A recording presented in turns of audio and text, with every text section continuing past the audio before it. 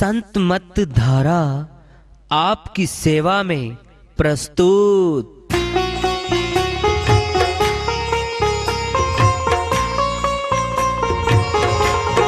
जो चाहता है प्रभु प्यारा वो आओ संत मत धारा, भक्ति भेद बता कर सारा वो कर दे भव के पारा। जो चाहता है प्रभु प्यारा वो आओ संत मत धारा, भक्ति भेद बता कर सारा वो कर दे भव के पारा। जो चाहता है प्रभु प्यारा।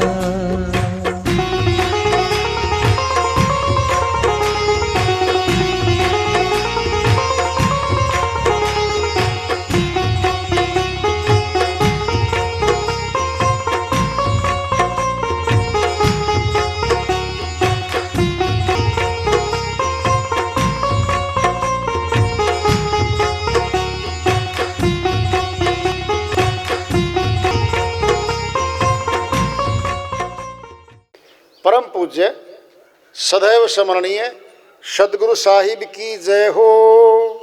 सतनाम साहेब आदरणीय सर्व संतों की जय हो। उपस्थित आदर के योग प्रभु प्रेमी एवं जिज्ञासु आत्माओं, हम सभी पूर्ण पिता परमात्मा सभी सृष्टियों के रचनहार कुल मालिक हम सब के जीवन का आधार उनकी महिमा को सुनने के लिए एकत्रित हैं। मेरी सभी से अर्ज है कि मैं कोई जगत गुरु नहीं, कोई महाराज नहीं, कोई महामंडलेश्वर नहीं, मैं केवल सभी संतों की चरणों की धूल हूँ और आपका भक्ति मार्ग में सहायक हूँ। मैं अपनी सीधी साधी टूटी फूटी भाषा में, संदूकड़ी भाषा में भक्ति भेद के गुड़ रहस्यों को उजागर करने वाले विचार आपके समक्ष रख रहा हूँ। यदि अच्छे लगे अपनाएं, नहीं तो गैर जरूरी समझकर विसार दें। हाँ, सत्संग ही एकमात्र प्रभु प्राप्ति का विद्यालय है, विश्वविद्यालय है ये। और हम सभी सत्संग में आए हुए हैं। हम जिज्ञासुओं तभी तो आए हैं। हम पिछले सत्संगों से वार्ता करते चले आ रहे हैं कि चेतावनी से प्रभु प्राप्ति की ओर इस अध्याय को, इस वार्ता को फिर आज आगे बढ़ा रहे हैं। जो न तरे भवसागर ही दुर्लभ नर्तन पाए, सो जीव कीर्त घन मंदमती आत्म हन गति जाए। श्रीमती गोस्वामी जी महाराज बहुत ऊंची श्रीवाणी चेतावनी की, चेताने के लिए मनुष्य मात्र को समझा रहे हैं। भवसागर धारा है, बही जा रही है, जीव आत्माएं उसमें बही जा रही हैं, किनारा नहीं मिल रहा है।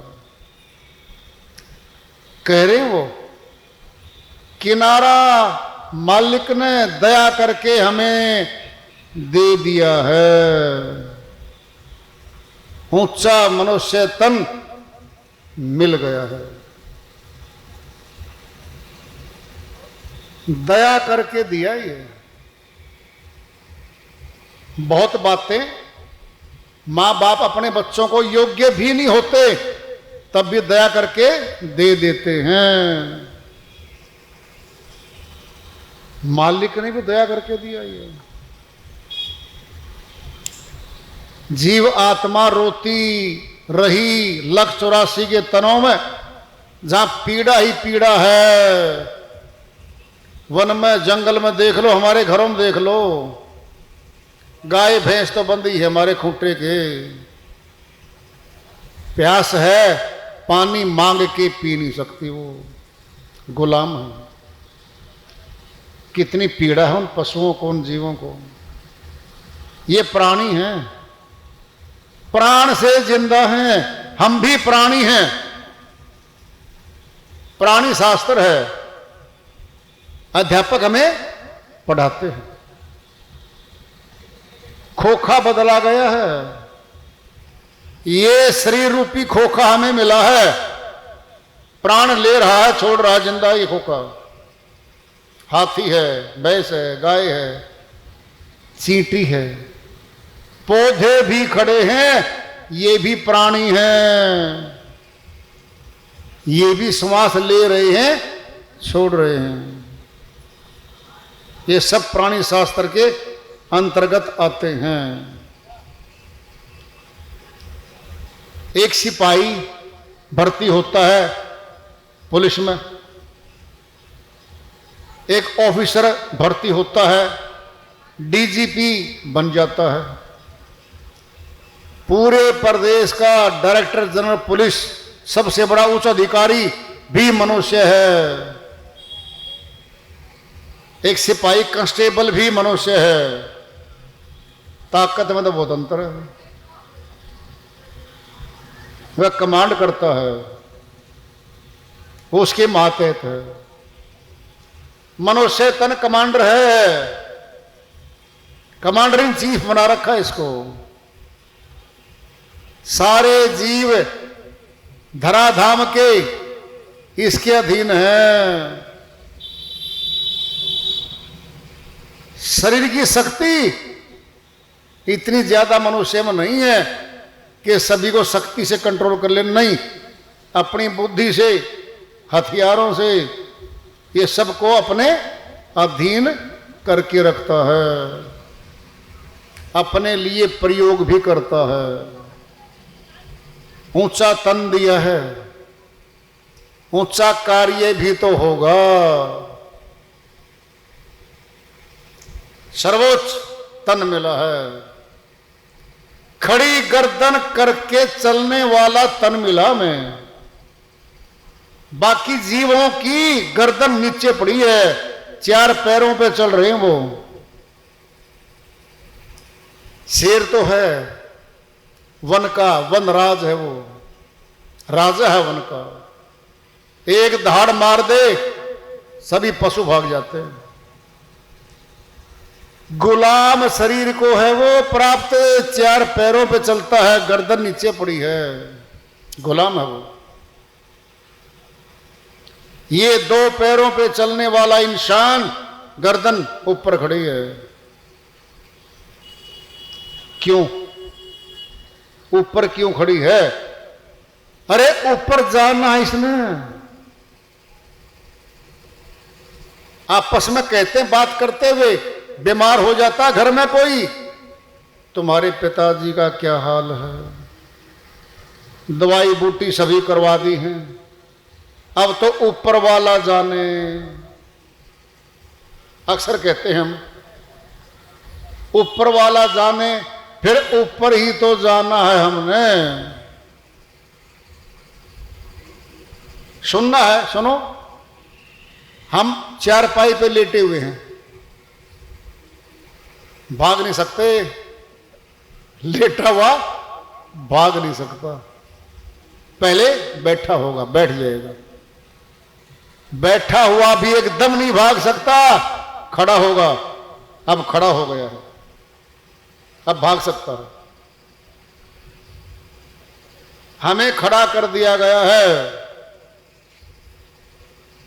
सारी शक्तियां आंखों से ऊपर बैठी हमारे पास। प्राण मस्तक में कुंभक रखा है, घड़ा है श्वासों का भरा हुआ घड़ा मिला मैं। नीचे सुराख है, घड़े में सुराख है। घड़े के अंदर श्वासों की पूंजी भरी हुई है, टपक रही है एक एक करके। घड़ा पूरा पानी का, जल का भरा है, एक एक टपका टपक रहा है। अगर देखें 24 घंटे में कुछ भी टपका तो भरा पड़ा है, थोड़ा सा टपका है। 9 द्वारों में श्वास टपक रहे हैं। कुंभक है ऊपर, मस्तक में कुंभक है, पूरक, रेचक, कुंभक। पूरक मैंने श्वास को पूरा करना, कुंभक घड़ी में रखना, रेचक बाहर छोड़ना। अपने जीवन की बात कर रहे हैं हम, पोथी नहीं खोल रहे, कठिन कठिन ग्रंथ नहीं खोल रहे तुम्हारे सामने। तुम्हारा शरीर, तुम्हारा जीवन, अपना ही जीवन हम पढ़ने की कोशिश कर रहे हैं। पढ़ लो। अध्यापक विद्या अंदर ग्रहण करवाते विद्यार्थी को, अंदर। प्रस्ताव याद करो, अंदर याद करेगा, फिर बाहर लिख देगा। अगर बच्चा विद्यार्थी अंदर शिक्षा ग्रहण नहीं करेगा तो बाहर कुछ नहीं लिख सकता। अंदर ग्रहण होगा। अंदर ग्रहण के लिए क्या है हमारे पास? कान सुनने के लिए, आंखें देखने के लिए, और जुबान बोलने के लिए। ये भरती शक्ति, ये तीनों नहीं हो तो अध्यापक विद्यार्थी को शिक्षित नहीं कर सकता, अध्यापक बोल नहीं सकता। हमारे चेहरे पे सारी शक्तियां बैठी हैं। गले से ऊपर चलो, प्रथम गेट जुबान का आता है, बोलते हैं हम। ऊंचा गेट है ऊपर नासिका का, श्वास लेते हैं, छोड़ते हैं, ये आ गया। ऊपर चढ़ो, आंखों में देखते हैं हम, साथ में कान है, सुनते हैं हम। फिर सारी शक्तियां तो हमारे बैठी हैं, ऊपर लगी है चेहरे पे। सुनना है, हमारा फोटो लिया जाता है, मुखड़े का फोटो लिया जाता है, मुखड़े का पासपोर्ट साइज फोटो विद्यालयों में, विश्वविद्यालयों में, दफ्तरों में, तहसीलों में हमारे लग जाते हैं। रजिस्ट्रियों पे, बैनामों पे, फार्मों पे, नौकरियों में हमारे फोटो लगे होते हैं। चेहरे का फोटो होता है। क्यों? पहचान है ये हमारी। फिर इसी पहचान को पहचान लो, इसी को समझ लो। पोथियां बाद में बनी है, इंसान पहले बना है। प्रश्न आता था, मुर्गी पहले बनी या अंडा पहले बना? बताओ बच्चों। अब बोलेगा विद्यार्थी, जी मुर्गी बनी पहले, तो बेटा अंडा कहां से आया? अरे अंडे से तो बच्चा बाहर आ रहा है, बताओ। एक आध होता है विद्यार्थी, मास्टर जी आप बता दो। अब मास्टर जी भी उसी श्रेणी का है, कह रहा है मास्टर जी अंडा पहले बना, अंडा कहां से आया बताओ। फंस गया मास्टर जी तो। अरे अंडा कहां से आया बता दे। ये कठिन प्रश्न है जो हमारे सामने खड़े हैं। चेहरे पर बैठे हैं, चारों वेद हमारे चेहरे पर हैं। 2 आंख और 2 कान, ये 4 है हमारे पास। चारों वेदों को जानना है, अंदर ब्रह्मांड में जाना पड़ता है, मस्तिष्क में। इस मस्तिष्क से बाहर ऋषियों ने वेद लिख दिए।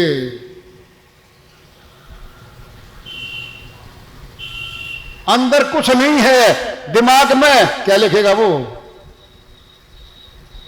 फिर दिमाग में कहां से आए? अंदर थे, जमा थे, फिर बाहर लिख दिया।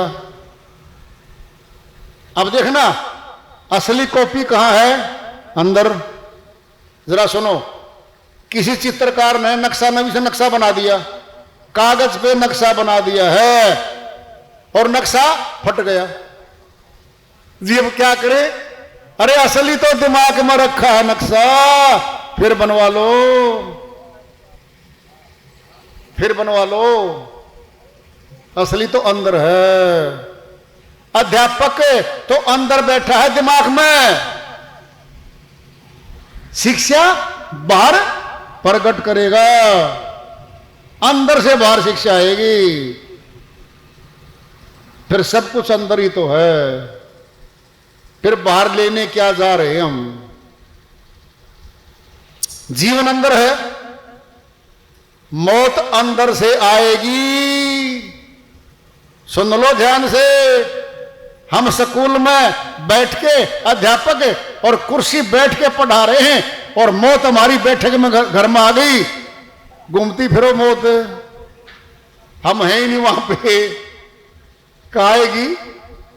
जहां हम हैं, जहां जीवन है वहीं तो मौत आएगी। फिर जीवन अंदर है बाहर है? बोलो बोलो। अरे जिंदा हो, जबान दी है मालिक ने, जिंदा अंदर से हो बाहर से? बताओ। 10 तो अध्यापक बैठे यहां पर तुम्हारे, अंदर से। और मौत कहां से आएगी? अंदर से। कभी नहीं मरना पड़े, इलाज कहां होगा? अंदर से। कैसे मरना होता है, जीना होता है, सुनना है, ध्यान से समझ लो। किसान है हम, चाहे किसान भी ना हो, चना है, गेहूं है, मकई है, जितना भी अनाज है उसको भून के डाल दो जमीन में, अंकुरित नहीं होगा, जन्म नहीं लेगा। वो क्या है? जन्म नहीं लेगा। और कच्चा डाल देंगे तो अंकुरित होगा। हमारे कर्म ही हमारा बीज है। श्री गीता में कहा, अध्याय 2 के श्लोक 47 से लेकर के 72 तक, हे अर्जुन, कर्म करने में आजाद हो, फल के लिए आजाद नहीं हो। कर्मण्येवाधिकारस्ते मा फलेषु कदाचन मां कर्म फलेतु भूर्मा ते सकस्तो कर्मणि। हे अर्जुन, कर्म करने का अधिकार मिल गया है, फल का अधिकार नहीं है। फल का तो हेतु हो ही गया, भोगता बन गया। कर्म फल आवागमन से बांधे हुए हमें, अंदर से कर्म करते हैं। भोगने का मसाला भी अंदर से ही आएगा। श्री वाणी चल रही है, जो न तरे भवसागर ही दुर्लभ नर्तन पाए। कठिनता से मिलने वाला मनुष्य तन मिल गया। देवता लोग तरसते हैं जिस तन को, देवता मनुष्य तन की मांग करते हैं, हम देवों की पूजा करते हैं। उल्टा हो रहा है। बड़े भाग्य मानुष तन पावा, सुर दुर्लभ सद ग्रंथन गावा।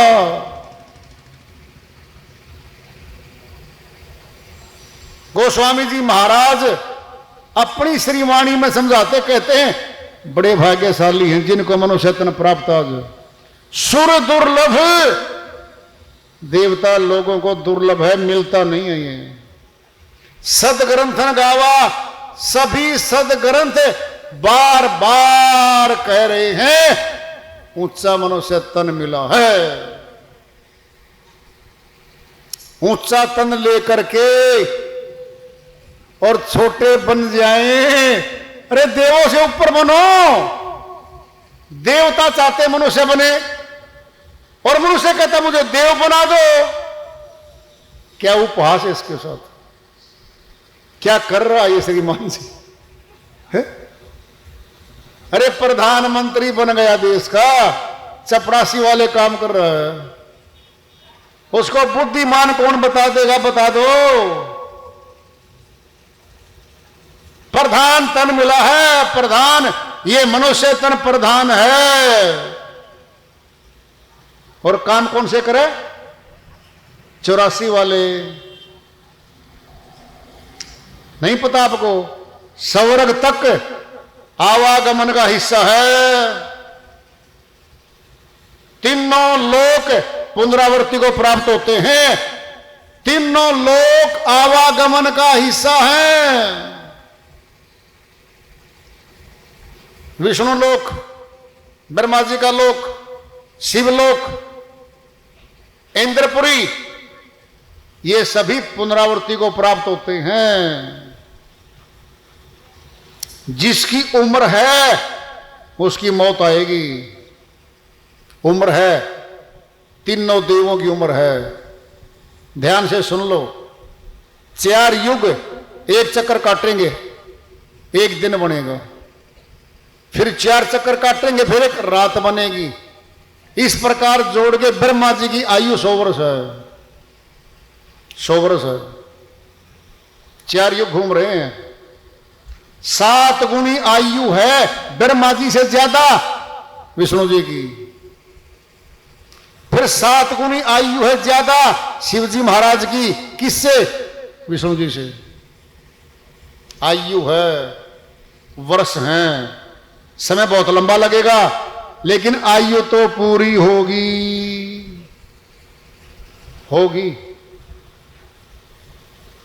तीनों के तीनों पुनरावृत्ति को प्राप्त हो जाएंगे, वापिस आ जाएंगे। श्री गीता अध्याय 14 श्लोक 5 में फरमाते श्री कृष्ण भगवान, हे अर्जुन, ये त्रिगुणी मई माया बड़ी दुस्तर है। प्रकृति से उत्पन्न तीनों गुण, रजगुण, सतगुण, तमगुण, तीनों गुण जीव आत्मा को कर्म में फंसाते हैं और शरीर दिलवाते हैं। पढ़ लेना जा करके, पढ़े लिखे बैठे हो। अध्याय 14 श्री गीता श्लोक 5 है। हे अर्जुन, प्रकृति से उत्पन्न तीनों गुण, रजगुण, सतगुण, तमगुण, तीनों गुण जीव आत्मा को शरीर में बांधने का काम करते हैं।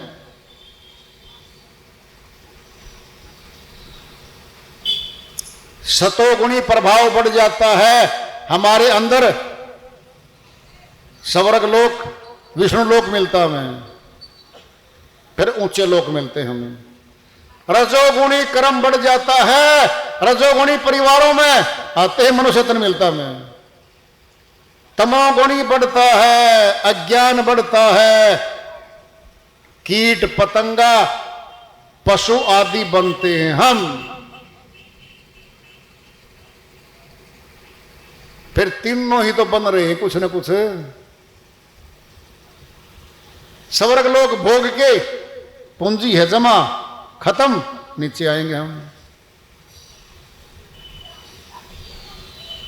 श्रीवाणी चल रही है, जो न तरे भवसागर ही दुर्लभ नर्तन पाए, सो जीव कृत घन आत्महान गति जाए।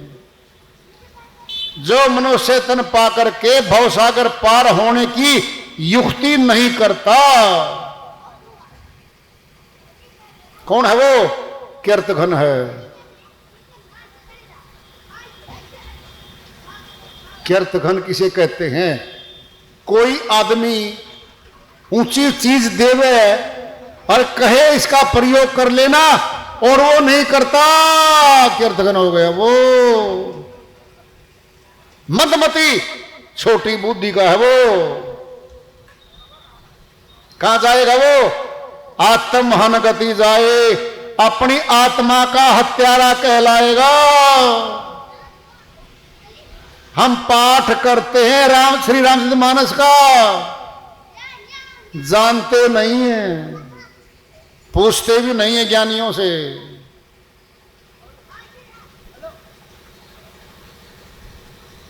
बोलो, पाठ करना बुरा नहीं है, अच्छा है। जितना लाभ मिलेगा उतना मिलेगा। नाना शास्त्र पठे न लोके, नाना देवत पूजनम, आत्म ज्ञान बिना है पार्थ सर्व कर्म निरर्थकम। श्री कृष्ण भगवान अर्जुन के माध्यम से कहते हैं, नाना शास्त्रों का पाठ कर ले भले, नाना प्रकार के देवताओं की पूजा कर ले भले, आत्मज्ञान तो नहीं हुआ, ये सब व्यर्थ गया, व्यर्थ गया, व्यर्थ ही तो गया। है हिम्मत किसी की श्री वाणियों काट देगा कोई? फिर मान लो, भला कर लो अपना। अच्छे बच्चे तुरंत मानते हैं अध्यापक की बात को, मेरिट मानते हैं बच्चे। ढीठ बच्चे बार बार अध्यापक सुनाता है, पढ़ाता, फिर भी नहीं मानते, वो ढीठ बच्चे होते हैं। हम कौन से बच्चे हैं, फैसला कर लो खुद। आत्मज्ञानी, परमात्म ज्ञानी होना जरूरी है इस मनुष्य तन के लिए। आत्मज्ञानी नहीं बने, परमात्म ज्ञानी नहीं बने, ऊंचे मुख्याध्यापक बन गए, प्रिंसिपल बन गए, प्रधानमंत्री बन गए, राजा बन गए, क्या मिला? अरे बनने क्या आए थे? आत्मज्ञानी बनने आए थे, परमात्म ज्ञानी बनने आए थे हम। धिक्कार है मनुष्य पे। मनोरंजन में भीड़ होती है भाई, मनोरंजन में तालियां बजती हैं, वीडियो बनते हैं, 10 कलाकार बैठते मंच पे, और वो जो है प्रचारक मोटी मोटी मालाएं, फूल मालाएं डालता है, मस्तक पे रोगन करता है, अभिनेत्रियों जैसा श्रृंगार करके आता है वो। बहनों की तरह लंबे लंबे बाल बनाता है, काजल डालता है,